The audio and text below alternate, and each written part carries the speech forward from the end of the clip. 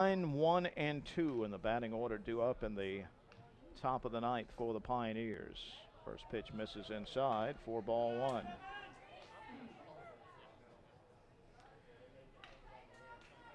Zach Slagle started, went 5 1/3, 5 hits, 2 runs, both earned, struck out 4 and walked 4.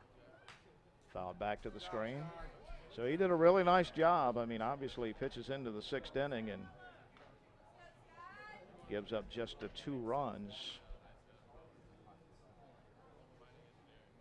But Joe Marlowe on the other side has been equal to the task. Been a little more of the Houdini work from Joe. Swing and a foul tip back into the glove of the catcher Toll. And it's a ball and 2 strikes. Mercado digs in there from the right side. Deep side by Watts, and the pitch fouled it away. Just reached down and spoiled it. Over to the right side into the screen.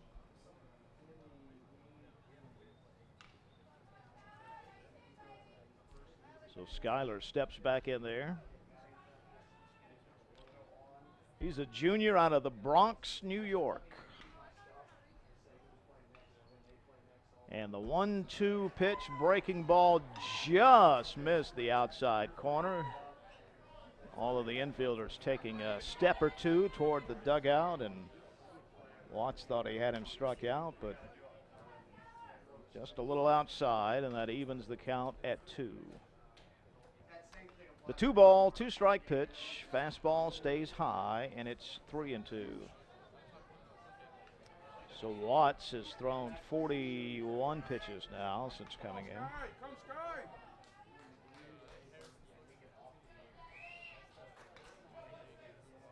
Loser of this game has a day off tomorrow and will play Saturday. The winner of this game will take on the number 1 seed Columbus State tomorrow at 3. And now Watts taking a lot of time, and Mercado asked for, and time is granted.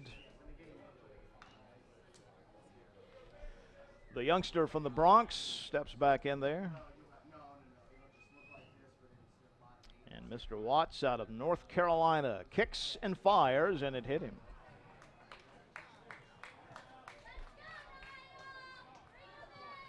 So hit by a pitch with 2 outs.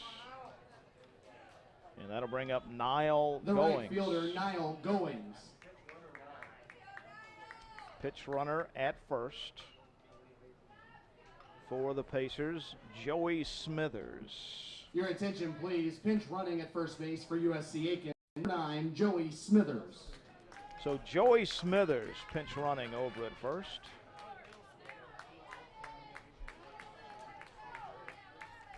And Niall Goings, a walk, a strikeout, and a ground out. That breaking ball stayed over his head. It didn't break at all, and Toll had to reach up and jump and grab it as Goings ducked out of the way.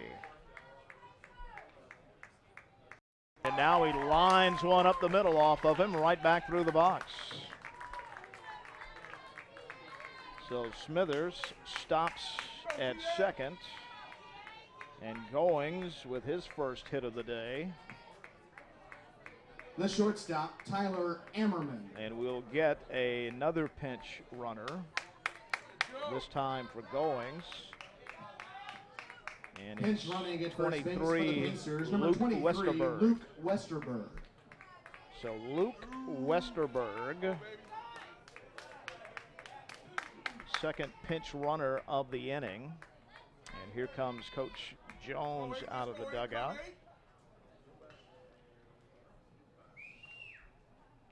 And he's going to gather his infielders in around him and talk it over. Coming up at 3 o'clock today, it's number 2 seed Lander, number 7 seed Mount Olive. And then the 7 o'clock game tonight is the 3 seed Belmont Abbey against the 6 seed Catawba. And then we'll get started again tomorrow at 11 if the weatherman cooperates. I thought we were going to have to resurrect Jacques Cousteau earlier today, and get the calypso somewhere with all the rain that was pouring down. All right, here is Tyler Ammerman as Coach Jones has had his powwow, and it breaks up. Number 9 hitter, shortstop, 0 for 2. He has a walk, first and second, 2 down. Breaking ball stayed high. Watts has really not had control of that breaking ball as much here in the 8th inning as he did in the last inning and when he came in the 6th inning. Ammerman digs in there. And the 1-0 pitch popped him up into right field. Right fielder coming in. He's under it, and he's got it for the final out of the inning. So the Pacers strand a couple more. We have played 8 innings here in the first game of the Southeast Regional. And Tusculum trailing USC Aiken 2-1, and they'll have one final crack at them. We'll be back with it here on Cougar Sports TV.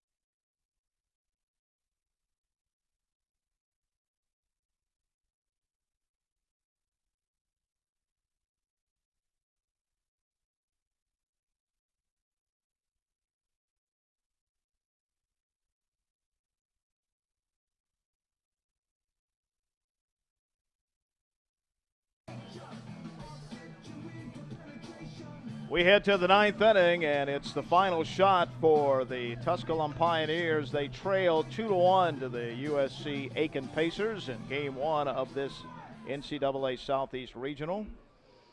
And Joe Marlowe trying to finish what he started. Pacers have a couple of right-handers up in their bullpen.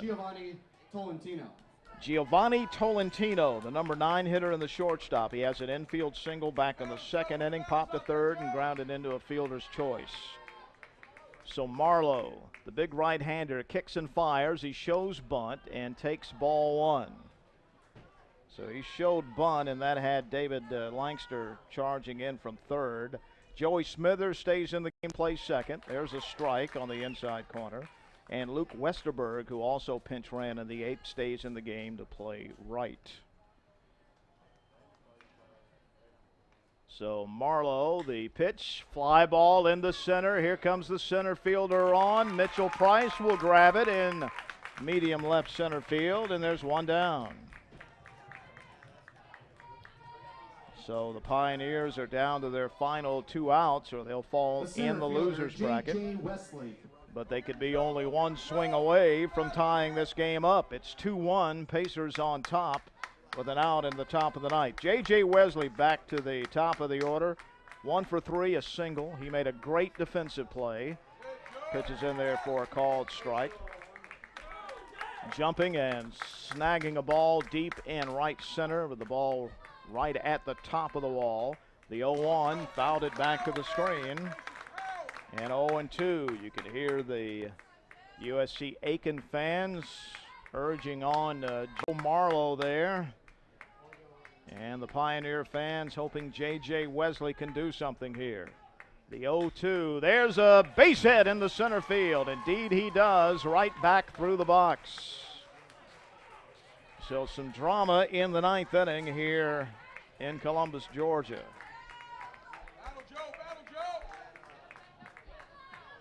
So Wesley on at first. And that will bring up the second baseman, Zach Fincham. He has a couple of hits, infield single, another single, throw over the first, and Wesley is back safely. Wesley, by the way, is 4 of 7 now in the stolen base department. He was caught stealing in the first inning. And time has been called as Coach Jones the head coach comes out of the dugout, talks to the first base coach about something. Coach Jones looking back in to the dugout, and he's got his lineup card out, and he's going to go to the plate umpire, and we're going to have another pinch runner here. And that is Jeremy Glore will be the pinch runner. So Jeremy Glore will be the pinch runner. He is 7 of 9 in the stolen base department. So a little more speed, it appears, your attention, please. for the Pioneers. Pinch running for Tusculum at first base, number 6, Jeremy Glore. So Jeremy Glore, 7 out of 9 in the stolen base department, so it would appear to have a little more speed than Wesley, and he's on at first. Zach Fincham. Glore represents a potential tying run. The pitch is high for ball 1. 2 right-handers have been up for a while in the USC Aiken bullpen. 1 down in the top of the 9th. Aiken clinging to a little 1-run lead. The pitch, swing and a miss on a fastball that was up around the top of the letters. 1-1.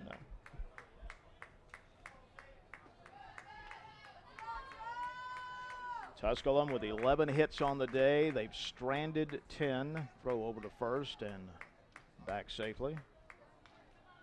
Had a runner caught stealing and a runner thrown out rounding third who couldn't get back. The 1-1 pitch, swing and a miss on the slider that broke sharply away from him. So he's ahead in the count to Fincham 1-2, but he was also ahead in the count 0-2 to J.J. Wesley, and he singled up the middle. And Glore is on at first, pinch running for him. The 1-2 pitch, tried to check his swing and could not do it. They did not even have to ask for help. The home plate umpire rung him up, and 2 down. So that means the final hope right fielder, Kevin Victoriano. For the Pioneers in this game is the right fielder, Kevin Victoriano. He is singled 1 for 3, and he's also walked. He has first pitch, misses away, ball 1. Well, he's the guy, if you're the Tusculum fan, this is who you want up. He's got 17 home runs. 1 swing of the bat, and he could put his team on top. Pitch just misses, and it's 2-0. So Marlowe facing their big power hitter with a 1-run lead. The 2-0 popped him up, though, on the infield. Third baseman calling for it on the infield grass. David Langster has it. And that's the ball game. Game 1 of the NCAA Southeast Regional is in the books. And a great pitching duel. And USC Aiken scoring 2 runs in the 6th, come from behind, and they defeat the Tusculum College Pioneers 2-1. Boy, what a great job. What a great job by the starter, Joe Marlowe. He goes all the way, scatters 11 hits, gives up just the 1 run, strikes out 4, and walks 2. So he picks up the win, and now the Pacers will advance to play the #1 seed, Columbus State, so it'll be a Peach Belt Conference battle in the 3 o'clock game tomorrow afternoon. And now Tusculum will get the day off in this format and play at 3 o'clock on Saturday against the loser of Game 6 in this tournament. So great pitching here. Marlowe comes through on that, and Zach Moon drove in a run in the 6th. And what turned out to be the winning run came home on a bases-loaded wild pitch with 2 outs. And the Pacers hang on to win it 2-1. We thank you for watching Cougar Sports TV. You can watch every game in the regional right here on Cougar Sports TV. And the second game, we've got a while. It will be coming up at 3 o'clock this afternoon, Lander and Mount Olive. Once again, from Columbus, Georgia, as the Columbus State University Cougars host the NCAA Southeast Regional. Your final score in Game 1, it's USC Aiken defeating Tusculum College.